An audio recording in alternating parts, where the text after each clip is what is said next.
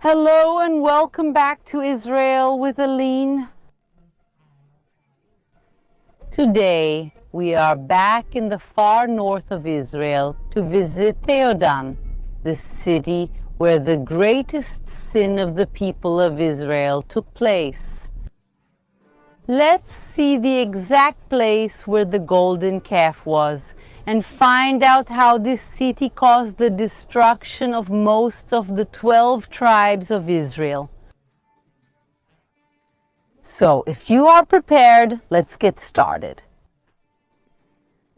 We are entering Dan, which, as the name itself indicates, was the capital of the tribe of Dan. And besides, this city was the northernmost city of all Israel. In the Bible, the expression "from Dan to Beersheba" appears several times. Dan being the northernmost city, and Beersheba being at the extreme south. For Brazil today, it would be the equivalent of the expression "from Oiapoque to Chuí."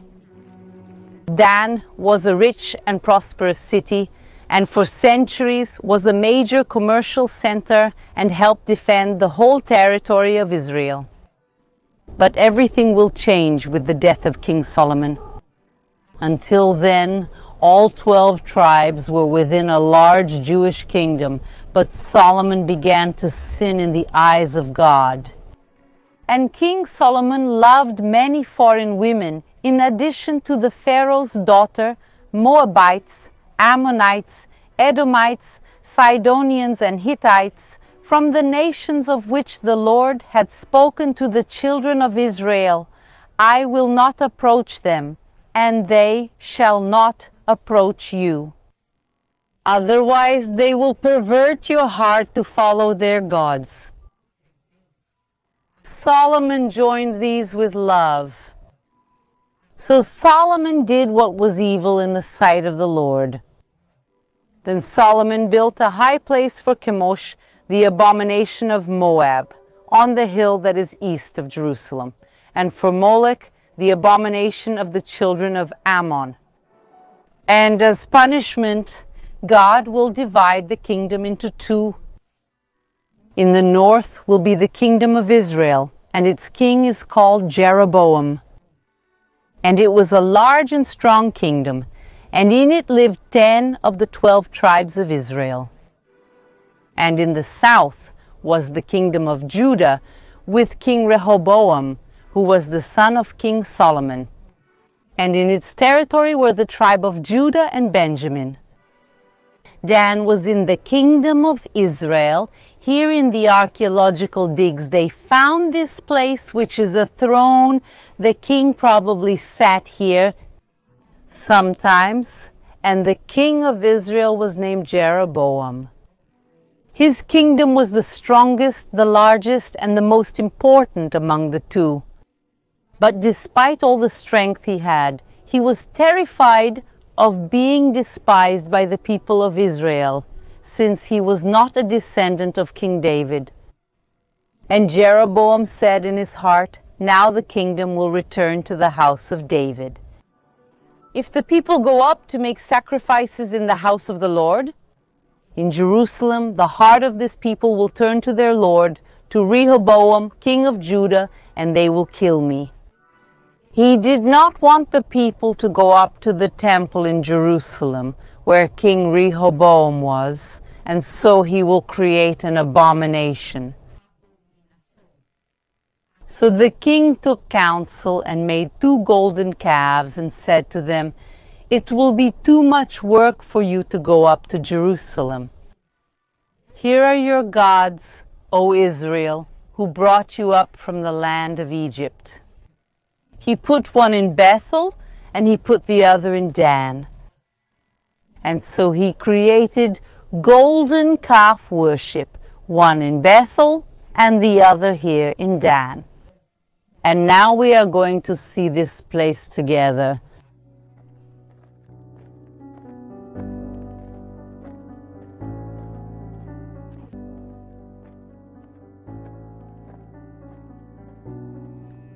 This is the complex created by Jeroboam, As the Bible itself says, what happened here was an abomination.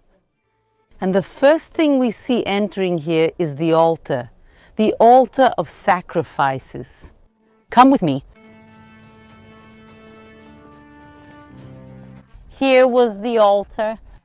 In later times, the stones were removed. But this metal frame that was made, it shows us what this place looked like. Look at the size it was. On top, we can also see the horns of the altar. The Bible tells us of altar horns, and one of these 4 horns was indeed found. And what is very well preserved here is the staircase. Here the priests climbed, bringing the animals to be sacrificed. One thing that is uncommon with the Temple of Jerusalem is that the stairs are on the left side of the altar, left in relation to one who enters. But a big difference is that here are stairs, while in Jerusalem it was a large ramp ascending to the altar. And the archaeological excavations that were conducted here found animal bones. It's important to highlight that human sacrifices were never made here.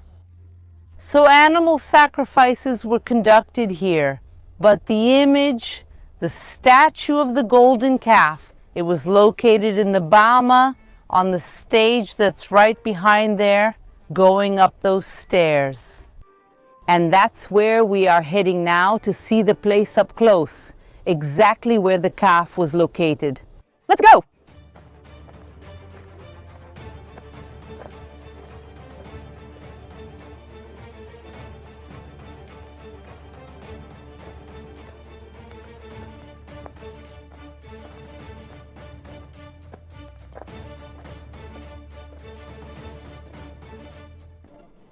This here is Abama. It was 18 by 18 meters, and right here in the middle was the golden calf. There were 2 calves in Israel, one in Bethel and the other right here in Dan. But why exactly a golden calf? Neither Jeroboam nor the Bible tells us, but we have an idea. The idea comes from the departure from Egypt. When the people of Israel are at the foot of Mount Sinai, waiting for Moses to come down with the tablets of the law, they are going to make a golden calf. And this is probably Jeroboam's inspiration. And he even says that it was the golden calf who led the people of Israel out of Egypt. See how he is able to manipulate the history of the people of Israel, all in an attempt to disconnect the 10 tribes from their true capital, which was Jerusalem. But would the people of Israel fall so easily into Jeroboam's trap? And the answer is yes, they will start to worship the golden calves. The 10 tribes, those living further south, would worship in Bethel, and the people from the northern part of the 10 tribes worshipped here in Dan. And we have proof of this in the first book of Kings. And this deed became a sin, for the people went to Dan to worship the calf. See, the colossal place where we are here was the golden calf, and it gives me a slightly strange feeling to be here. So I'm already going down. You've already seen the place, and we have a lot more things to see here.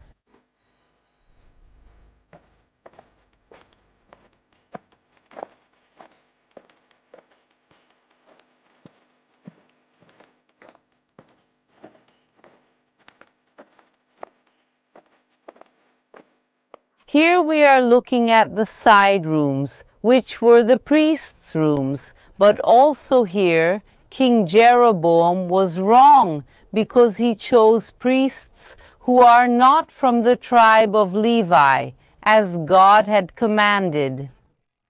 And these priests here, they did all the services of this complex, from animal sacrifices, and also here they burned incense. Do you see here that there is a special incense shovel? This shovel was found here in the archaeological excavations. And what I find the saddest about this whole story is that God had given Jeroboam a chance, even though he was not from David's lineage.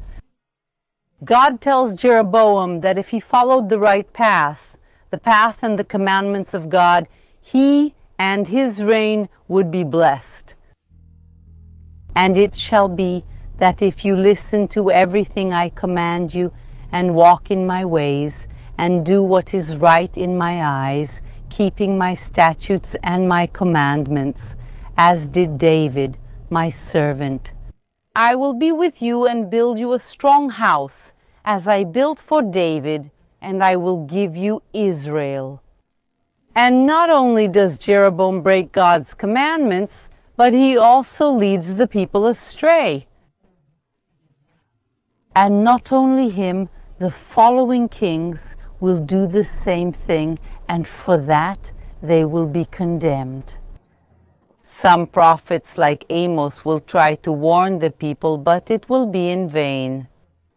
And in the year 722 before Christ, the Assyrians invade and destroy the kingdom of Israel and take its people and lead them into exile. And soon we will talk about where the 10 tribes of Israel went and where they are today. But first, let's talk about the wars. Here, as we have already mentioned, there were wars in biblical times, but also many wars happened here in recent times. In fact, up there we can see a destroyed Syrian tank. Let's now see the modern wars of this place. Look at this Syrian armored car that has been here burned and destroyed since the Six-Day War in 1967. This happened because we are literally on the border with Lebanon. Look where we are on the map, and it's so close that stopping here on the side, we can see in the background a city with white houses. This city is already part of Lebanon. The border goes right near here. And that's why this area sadly saw many conflicts and many wars. And we also have here trenches from the Israeli army. And we are going to climb up now to see them.